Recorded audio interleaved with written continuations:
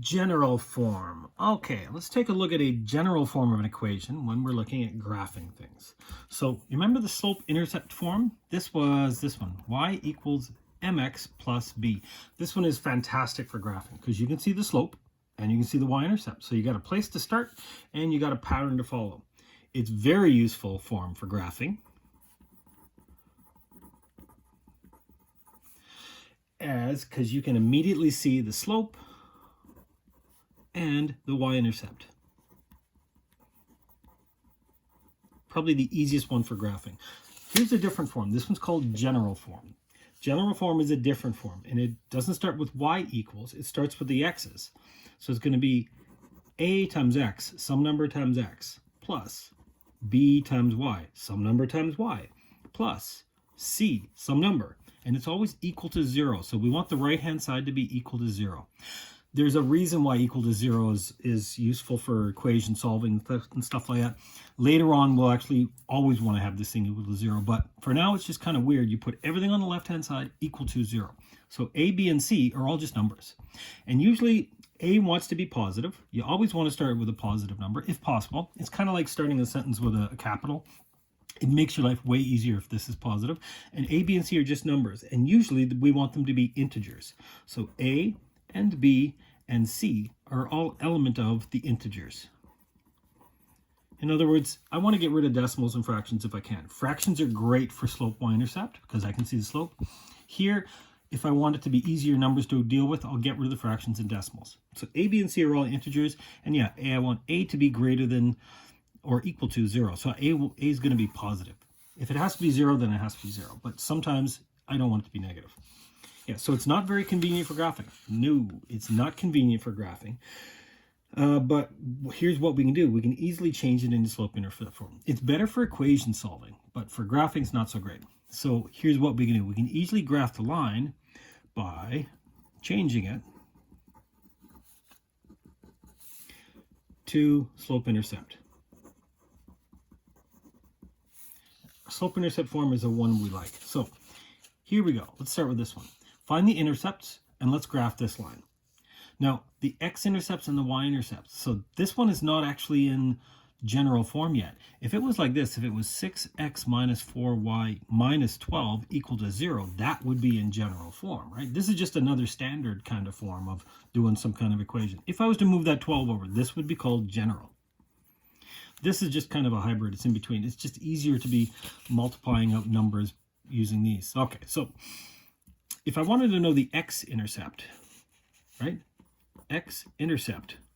So in other words, where does it hit the x-axis? That means when the y value is not above or below, when the y value is 0. This happens when y is equal to 0. So if I was to plug in 0 right now, look what you get. You get 6x minus 0 equal to 12, right? In other words, 6x equal to 12. I get x equal to 2.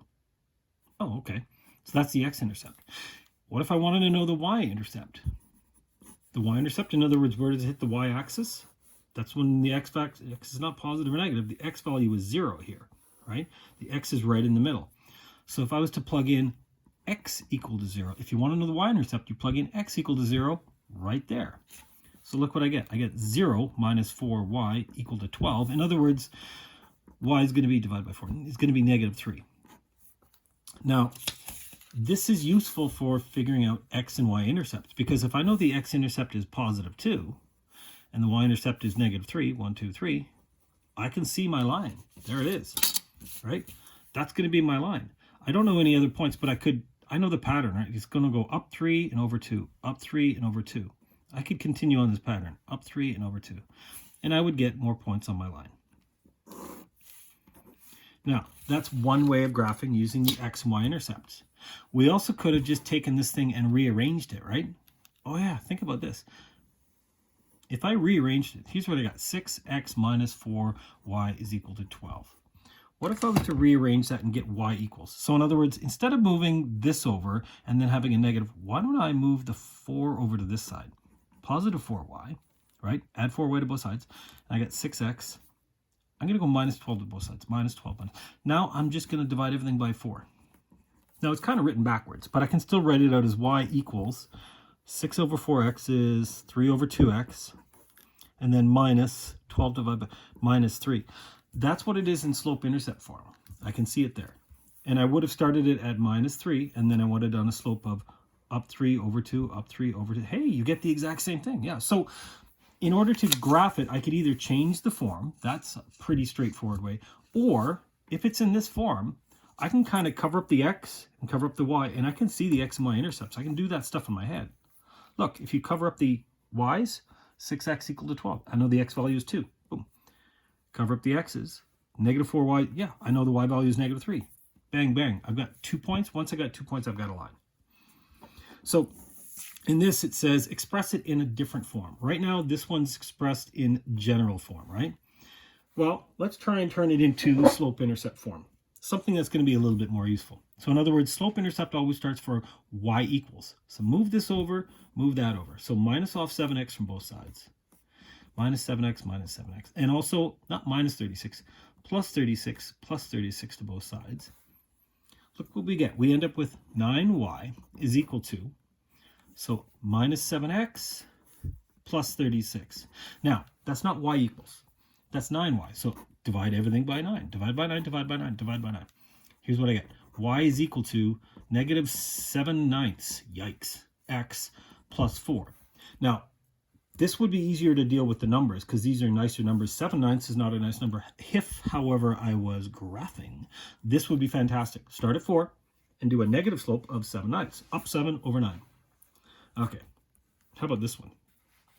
Y is equal to negative 3/4 x. Okay, this one is in slope-intercept form. There's my slope. There's my y-intercept. So let's turn it into general form. Now, in general form, I want these to be integers, and x is going to go first, then y's. It goes alphabetical. X is first, then y's, and then a number equal to 0. Okay, so let's get rid of this quarter. I'm going to times everything by 4. You can do this to an equation. Times this by 4, times this by 4. Look, 4 times y is 4y. 3/4 times 4. The 4's are going to cancel. I'm going to get negative 3x plus 5. Oh, no, hang on. 5 times 4, this is actually plus 20. Ooh, it's an easy mistake to make. Okay, so that made my numbers bigger. Now, is it in general form? I want the x's to be on the left-hand side. This is a minus 3x, so I'm going to go plus 3x to both sides, plus 3x. And I want the right-hand side to equal 0, so get rid of this 20. Minus 20, minus 20. So here's what I get. I know the right-hand side becomes 0. It starts off with 3x. It's positive because I want plus. How many y's? Plus 4y's. Plus 4y's.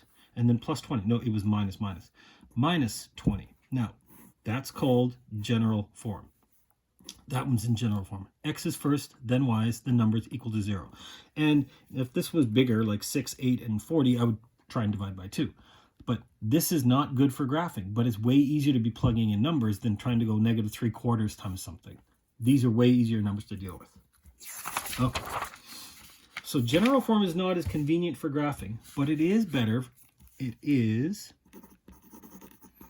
better for solving equations.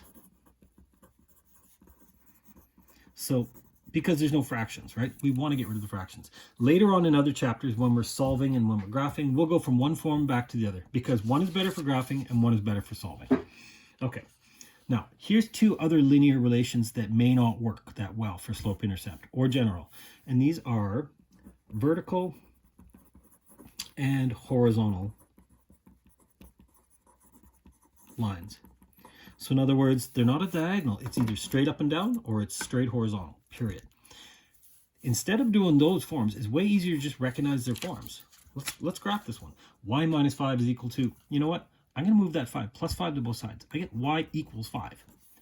Okay, that doesn't look like, well, actually, it could be. Hang on, this is like saying y is equal to 0x plus 5, right? There's no x's.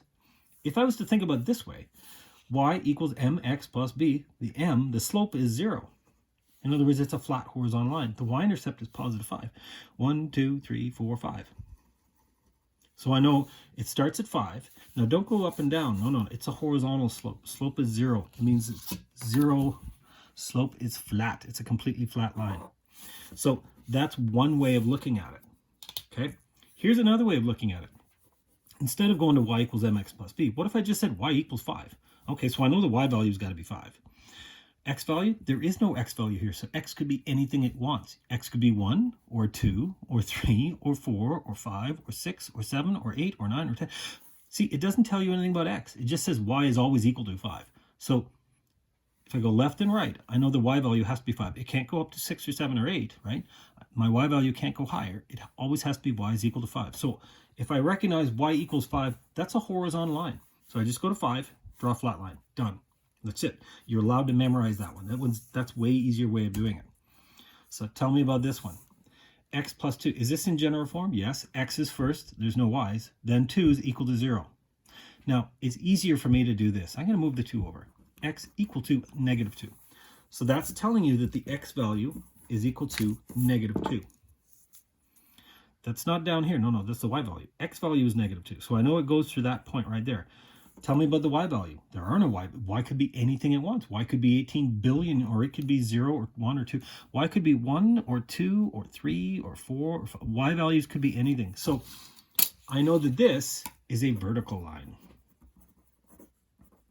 And I'm allowed to just recognize, oh yeah, X equals a number. That's a vertical line. So I go to negative 2, not positive 2, negative 2. And I'm just going to draw a vertical line. That's it. I'm allowed to know that because there is no Y value mentioned here. So Y could be anything it wants. Y can go up, Y can go down. Could down to infinity, go up to infinity. Who cares? Now this isn't really in slope-intercept form. Slope-intercept form doesn't work for this one. It does for this one because I can do, hang on, let's bring it back down. It does for this one because I can say 0x. I know that that's a flat line of 0. This is, you wouldn't say Y is equal to infinity X plus, no, that just wouldn't be appropriate. It wouldn't write it that way. But if I know it's a vertical line, I know it's X equals a number. There we go. Okay, so page 328, these are the first ones to start on with.